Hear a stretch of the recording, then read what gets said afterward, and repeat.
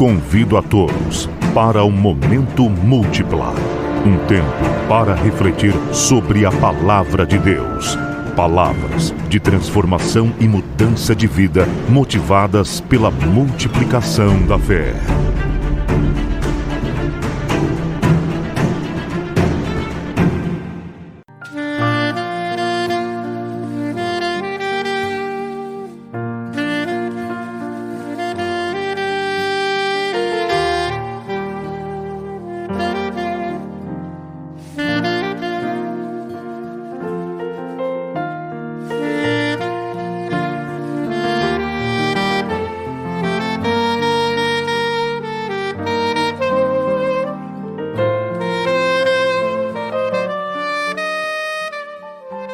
Isto daí, menino e menina, nós chegamos naquele momento que você fica esperando, naquele momento que você sabe que vem uma revelação, naquele momento que você tem uma reflexão para você mudar a tua vida, para você ter assim a oportunidade de você estar na presença de Deus, para que você tenha a oportunidade de, através da palavra de Deus, você mudar seus conceitos e a direção para onde você está indo, né?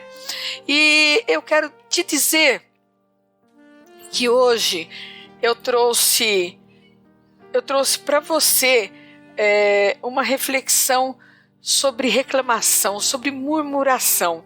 Você é daqueles que murmura?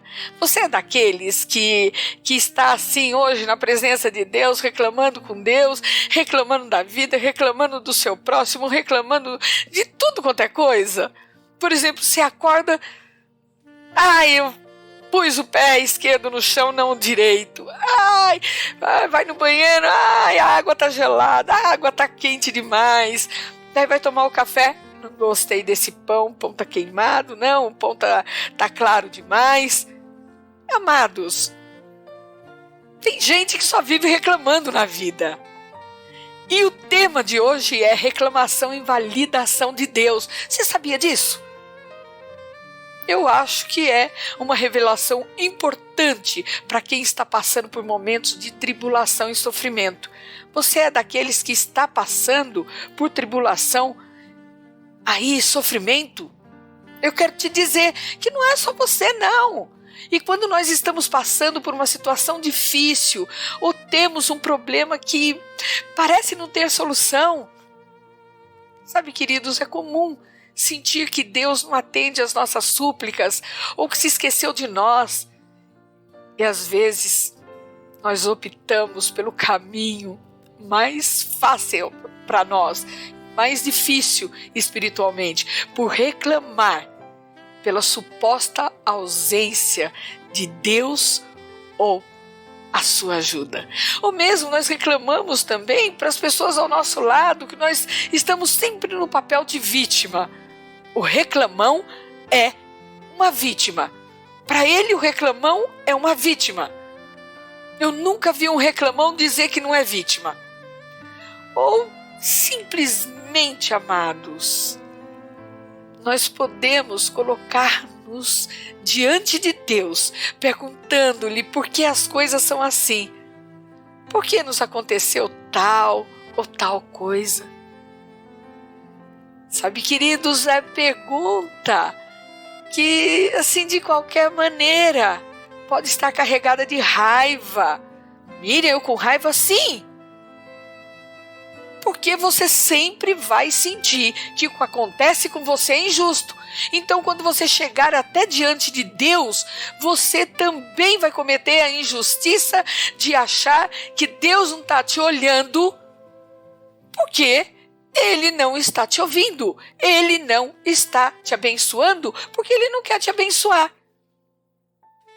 Amados, assim como o povo judeu fez muitas vezes, e por muitos motivos foram punidos e sobreveio sobre eles a ira de Deus, eu quero que você leia lá em Números. Eu tenho dito, inclusive, que a palavra de Deus,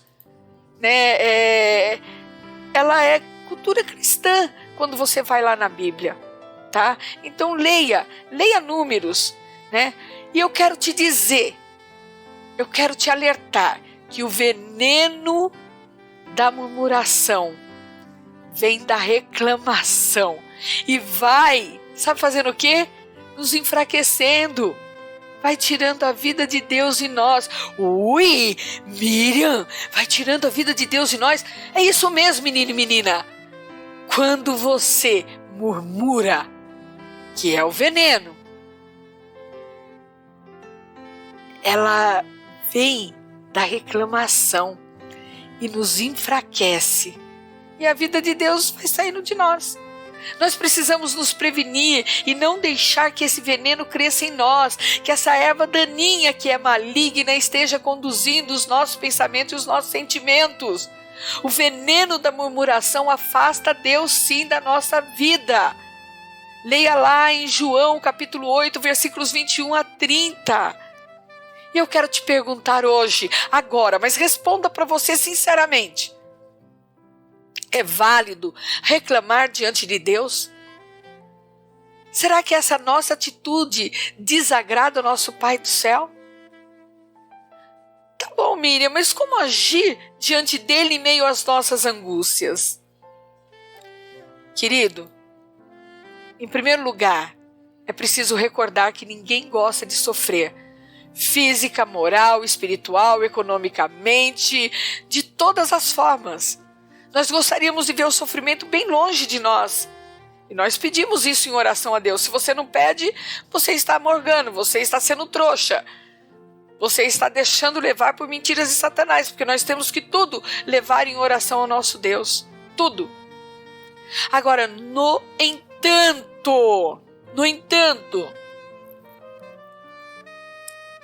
quando uma situação de sofrimento se apresenta em nossa vida e pedimos a Deus que nos ajude, no fundo, parece que a gente espera que Ele resolva tudo sozinho, como assim, por passe de mágica. Lembra que eu falei? Pá! Deus vai fazer. Queridos, claro que isso é óbvio que não acontece. E é nesse momento que nós chegamos a sentir que Ele não nos escuta ou que se esqueceu de nós. Quantos de vocês que estão me ouvindo hoje têm a coragem de admitir que muitas vezes chegou em Deus e falou: Deus, o Senhor se esqueceu de mim? Ou se não teve coragem de verbalizar com a boca, foi em pensamento. É isso? Eu estou correta? Mas a verdade, amados, é que fomos nós que esquecemos que Deus nos conhece muito melhor do que ninguém. E sabe do que precisamos e o que é melhor para nós. Portanto, é só pedir, é só falar com Ele, é só estar com Ele. Ao reclamar com Deus por não ver as coisas resolvidas como nós gostaríamos ou no tempo que solicitamos, só demonstramos um empenho em conceber Deus de um jeito humano demais. Um Deus com falta de humildade, ao confundir talvez nosso lugar diante do Senhor. Amados, muita gente quer estar próximo do Senhor. Pouca gente quer pagar para estar próximo dele. Pagar o preço de oração, pagar o preço em confiança, pagar o preço em fé. Eu quero te dizer que quando quem pede se esquece de que está falando com o seu Pai, com o seu Deus, com o seu Senhor, perde a atitude de filho e do clamor passa a reclamação diante daquele cuja providência nunca nos abandona, Deus. No entanto, queridos, eu não venho aqui te trazer culpa, não.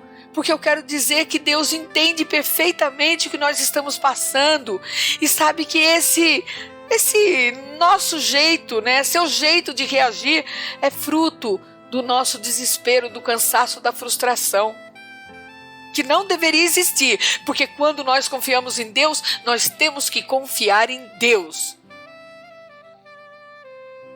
Mas quando acontece algo que nos agrada ou faz sofrer, quantos de nós perguntam para Deus, por quê? Deus, por quê? Deus, por quê? Por quê? Essa pergunta dificilmente encontrará uma resposta. Miriam, você está dizendo que Deus não vai me responder? Amados, pode ser mais proveitoso para a nossa alma buscar o para quê dos acontecimentos em vez do porquê. Vamos entender isso. Jó na Bíblia nos dá o seu testemunho. Em seu desconcerto, ele também começa buscando os porquê. E muita gente diz, nossa, mas Jó, ele não pecou em nada. Ele não pecou porque Deus é misericordioso, Deus é bondoso. Mas em tudo, as primeiras páginas de Jó, ele reclama. Ele mostra o seu desconcerto com Deus. Ele mostra o seu descontentamento com Deus. Mas daí no fundo ele acaba compreendendo que a vontade de Deus nem sempre precisa ser entendida, mas sim seguida com fidelidade, com a atitude de servo humilde. Ele viu que ele tinha que entender dessa forma. E nós também precisamos entender dessa forma. Eu quero que você entenda, e vou te chocar, o que aconteceu com Jesus. Ele mesmo perguntou ao Pai por que o havia abandonado. Ele sabia que isso ia acontecer, mas o desespero dele pelo abandono foi tão grande que o próprio Jesus perguntou. E as suas palavras enigmáticas, ela nos dá uma grande lição.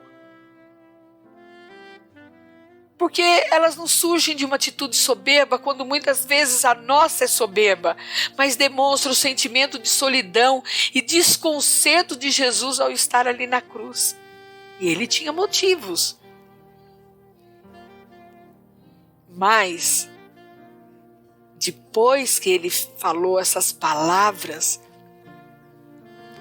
vem a resolução da crise, quando ele diz: Pai, em tuas mãos entrego o meu espírito.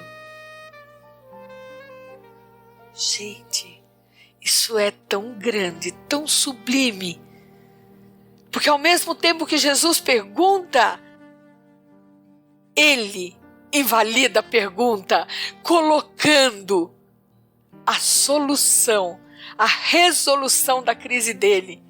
Pai, em tuas mãos entrego o meu espírito. Queridos, o que eu quero que você entenda hoje, que quando estamos sofrendo, nós podemos imitar Jesus e nunca esquecer que Deus é nosso Pai. Saber que ainda que neste momento nos sintamos a sua presença e não entendamos o que acontece, Ele nunca nos abandonará. Ele nunca vai te abandonar. Entregar tudo em suas mãos amorosas é tudo que nós podemos fazer. Eu ponho você nesse momento para poder estar refletindo, para que você possa entregar tudo nas mãos de Deus. É importante chegar como Jesus a experimentar Deus como um verdadeiro Pai. Buscar que a nossa relação com Ele seja sempre filial, filial de filho, de confiança. Sabe, meu querido, se nós fizermos disso uma prática cotidiana, tanto nos momentos agradáveis como nas horas difíceis, tanto no trabalho quanto no descanso, tanto nas conquistas quanto nas perdas, sempre teremos os nossos lábios para Ele, o clamor humilde do filho, da criatura, do servo. E nessa manhã, eu quero que você pense, que você reflita e que você faça a opção de antes de abrir a boca e mover os seus lábios para a reclamação que vem com o veneno da murmuração. Eu peço que você olhe para o alto. Eu quero que você veja que nós temos o socorro que vem de Deus, que Ele quer abençoar e multiplicar bênçãos em nossas vidas, não diminuir, não nos fazer sofrer. Se nós olharmos fito em Jesus, para aquela cruz vazia, porque Ele venceu, tudo fica mais fácil. Vamos, amados, vamos fazer a opção de entregar a vontade de reclamar para o Espírito Santo, que nos orienta, nos conforta e nos dá sabedoria para enfrentar as grandes tribulações. É só isso. Essa é a lição de hoje, essa é a reflexão de hoje. E esta foi a múltipla. E eu quero que você faça a multiplicação de um mundo melhor. Reflita, e se te fez bem ouvir, multiplique entre seus amigos, mas multiplique também entre os seus inimigos, porque os seus inimigos necessitam. Eles precisam de uma palavra eficaz, eles precisam de uma palavra. E quem sabe é essa palavra que ele está esperando. Amados, Deus quer o melhor para você. Mesmo nas circunstâncias adversas, tá? Mas lembre que o seu inimigo também necessita. Não deixa ele de fora, não. Inclua ele. E esta foi a múltipla de hoje.